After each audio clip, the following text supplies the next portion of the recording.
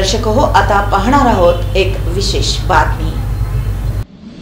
ढोल ताशांच्या गजरात, कैताळाच्या निनादात आणि पिवळ्या फेट्यांच्या साक्षीनं पुण्यश्लोक अहिल्यादेवी होळकर सोलापूर विद्यापीठाकडून काढण्यात आलेली शोभायात्रा म्हणजे अहिल्यादेवींच्या कार्याला आणि विचारांना केलेला एक मानाचा मुजरा होता।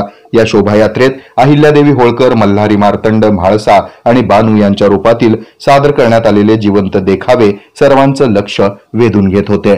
पुण्यश्लोक अहिल्यादेवी होळकर सोलापूर विद्यापीठाच्या वतीनं अहिल्यादेवींच्या त्रिशताब्दी जयंतीनिमित्त शुक्रवारी नॉर्थ कोर्ट मैदान ते अहिल्यादेवी होळकर यांच्या पुतळ्यापर्यंत अत्यंत भव्य आणि दिमागदार या शोभायात्रेमध्ये कुलगुरू प्राध्यापक डॉक्टर प्रकाश महानवर, प्रकुलगुरू प्राध्यापक डॉक्टर लक्ष्मीकांत दामा, प्रभारी कुलसचिव डॉक्टर अतुल लकडे, उच्च शिक्षण विभागाचे सहसंचालक डॉक्टर उमेश काकडे, विद्यार्थी विकास विभागाचे संचालक डॉक्टर केदारनाथ काळवणे, अध्यासन केंद्राचे संचालक प्रभाकर कोळेकर, वित्त आणि लेखाधिकारी महादेव खराडे, परीक्षा विभागाचे संचालक श्रीकांत अंधारे यांच्यासह शिक्षक, अधिकारी, कर्मचारी मोठ्या संख्येनं सहभागी झाले होते। या शोभायात्रेत सहभागी झालेल्या बहुसंख्य महिलांनी डोक्यावर पिवळे फेटे परिधान केले होते।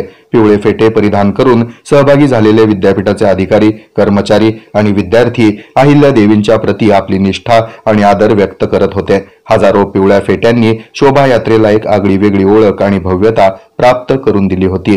कर्मचारी संघटनेचे अध्यक्ष सुनील थोरात, उपाध्यक्ष कांचना घाव यांच्या समितीनं या शोभायात्रेचं नियोजन केलं होतं।